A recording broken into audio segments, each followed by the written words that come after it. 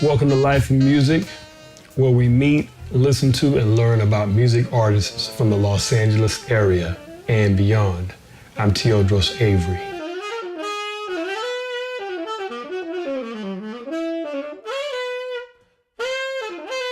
Through my travels as a band leader and also as a sideman, I've learned that people are generally more interested in a band outside of just an interview and a performance. Here on Life and Music, we're going to delve into other areas of these artists and find out really what inspires their art, what makes them write the songs that they write, what makes them perform the way they do. Of course, time away from music can influence music as well, so we're going to go into those areas and find out what is it about this artist that makes them cool, complicated, genius.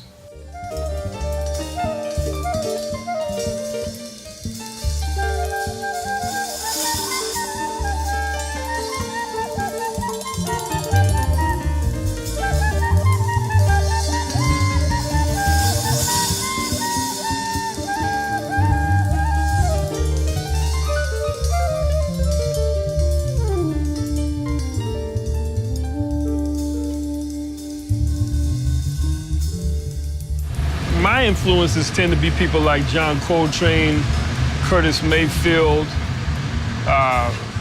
Run DMC, Jimi Hendrix, Led Zeppelin, you know, fast-moving music, you know, and that tends to be city music.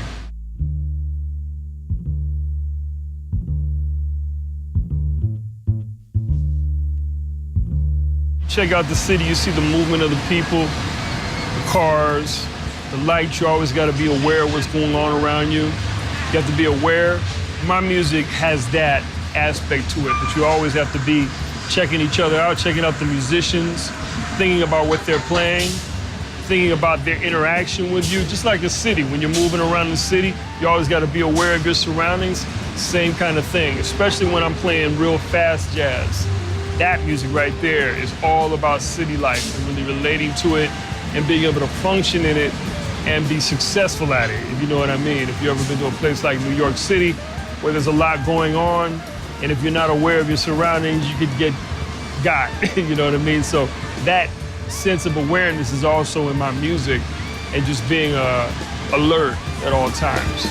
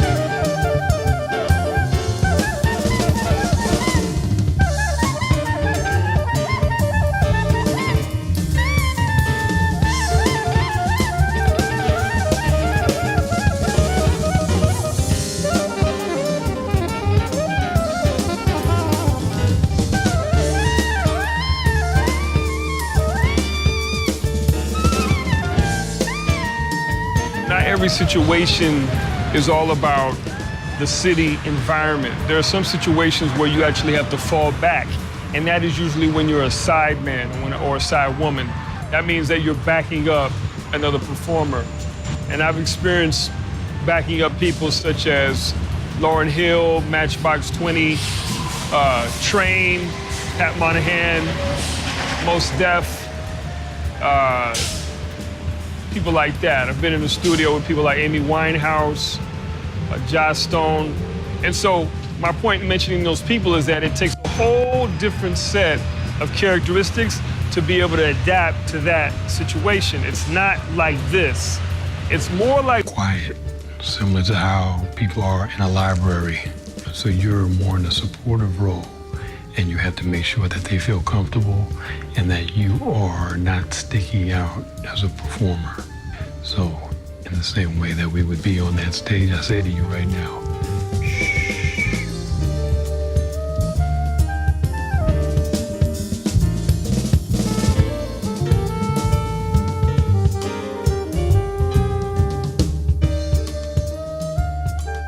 in today's show, I'll be introducing you to my music. What I do is I bridge the worlds between me as a performer and also me as an educator. I'm a doctor of music and I teach here at Cal State University, Dominguez Hills. So I bring those two worlds together as I educate and also as I share my music with the world ultimately.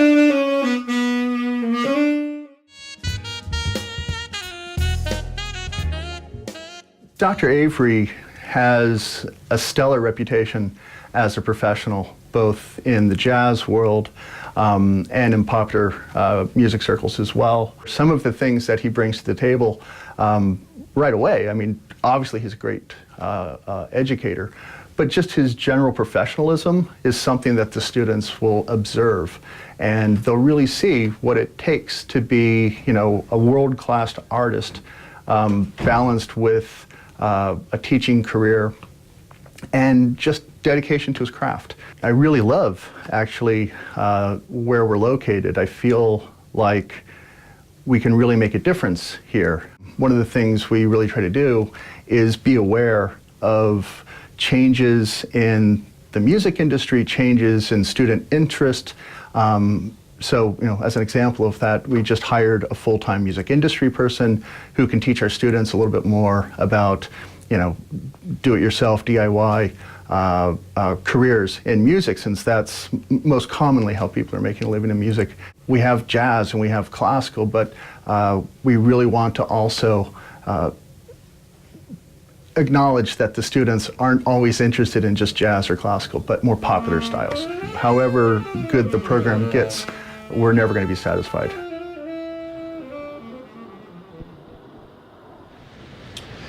So today we're rehearsing for a gig at the club hotel called Freehand in downtown LA. What I'm gonna do is take you through the rehearsal process. You'll actually get to see how musicians communicate in a rehearsal. As you know, every band plays the same song differently. So I'm gonna focus on making sure that they play the arrangement according to how I'm hearing it, and also according to how they play. Because what we want to do is find the middle ground between how I play, or how we all play, and how I arrange music. Play the drum beat.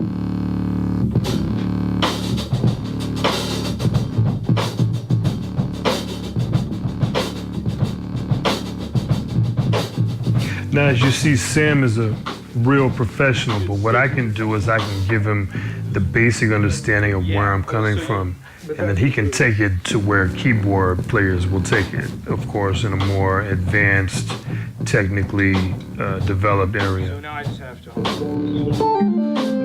playing this, you can go with the lead, you know. You know what I mean? Go with and even with the bass player, he's an accomplished bass player. He tours all over the world with different people. But sometimes it takes a band leader to really break it down and really get specific with what you're looking for. Because ultimately, if you wrote the composition, you're hearing it a certain way. Same with the drums. But what'll happen is all of them will put it all together and then they'll take it to level 10 as individual musicians.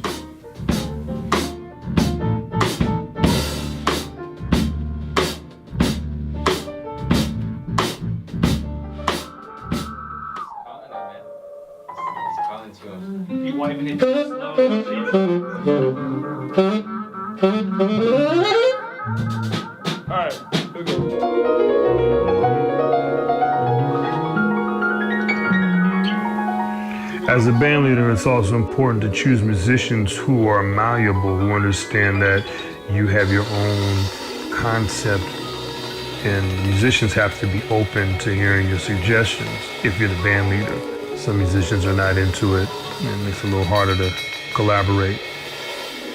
Right here, we'll just start out with that beat.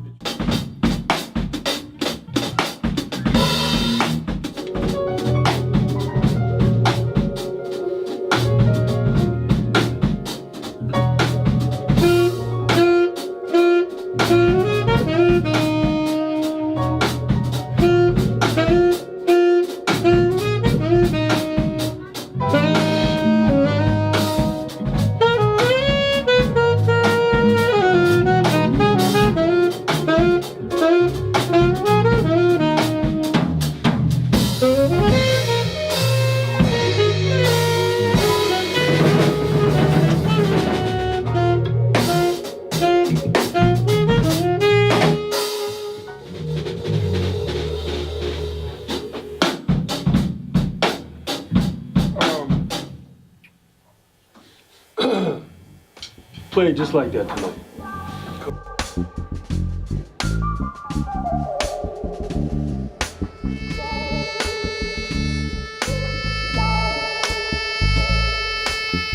Here we are at Freehand LA in downtown LA, one of the premier clubs to showcase bands and feature some of the hottest entertainment in Los Angeles.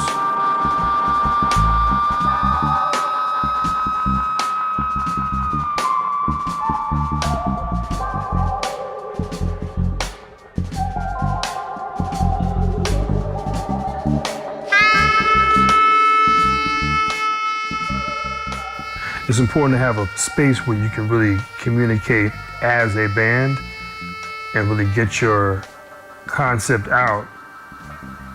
You have to play on a regular basis to really work it out rather than just, showing up at a gig one time and expecting to hit a bullseye. Sometimes you have to work things out.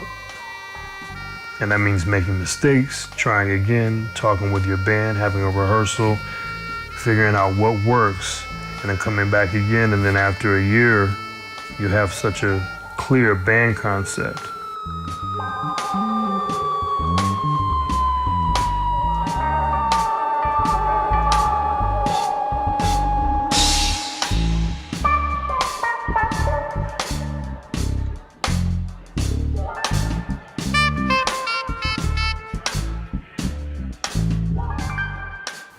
What I like to do is merge the traditional sounds of instruments with newer sounds, and that can be by using pedals, using delays, harmonizers, things like that to change the sound of a traditional instrument like the saxophone.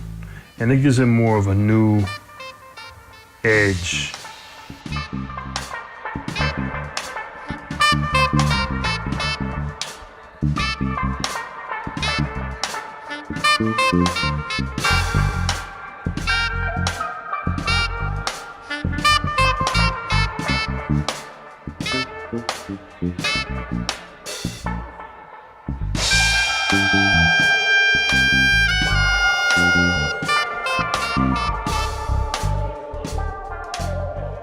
Now what I did here is I remixed the song that I wrote, I Don't Care.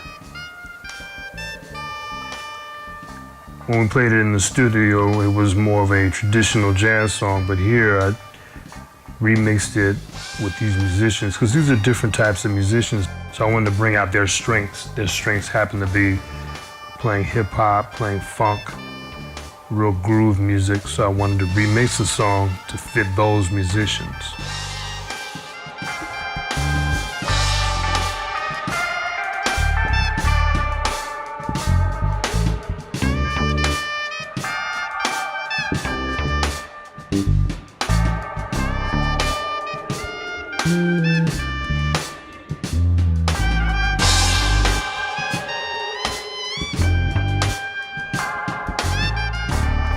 When you're playing to an audience, you get to really tie into the people who are right in front of you. Sometimes they key in on different aspects of the music that you may not be thinking about.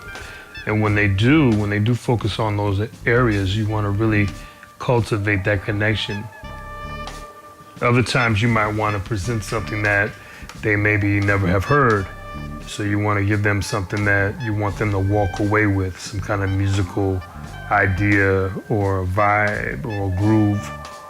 So you can choose whether you want to connect with them, whether you want them to lead you a little bit, or whether you want to lead them and teach them about your music. Either way, having an audience is way, way better than being in a room with no audience, because you get to feed off of that energy, and you need that energy in order to create really good art.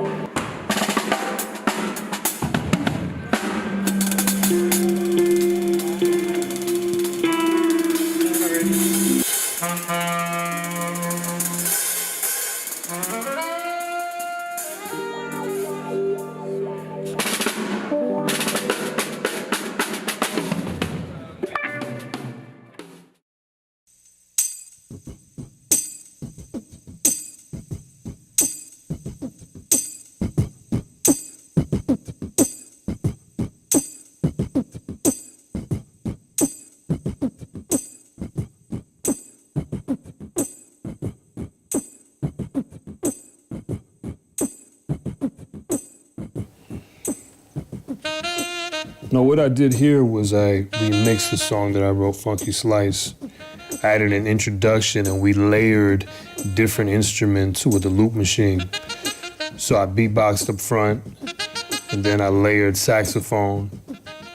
And this is a way of bridging technology with more traditional music art forms. Take a listen.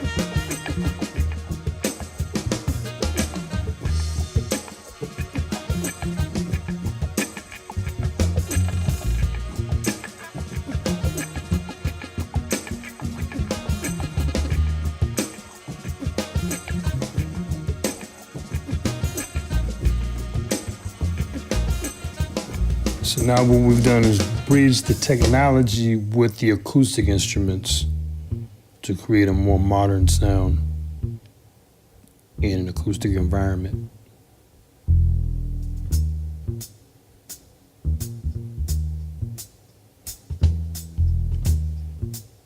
Notice in this band we have older guys as well as some younger guys. It's important to mix up the ages because what you do is you educate each other in the process. Young guys can learn from older guys and older guys can learn from younger ones.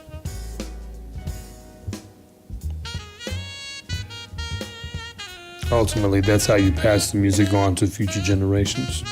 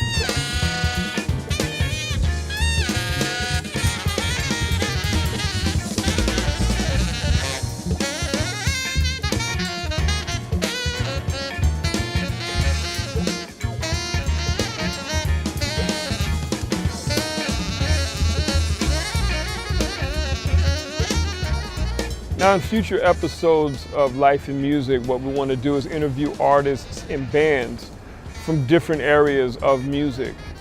And in doing so, we'll find that some of the artists will be inspired by different aspects of life, especially things that are different from what inspires me or what affects me in my music. So we might find ourselves at the beach, we might find ourselves shooting pool, anywhere, anywhere in life that they feel that they are inspired by can be the place where we will be to talk with them. And just always know that artists are affected in different ways. Different artists seek different stimuli to create what they create. And we really want to tap into that and really learn about what the artists are affected by in their lives as they create music as an artist and also as a band. So just be ready to go on the journey with me.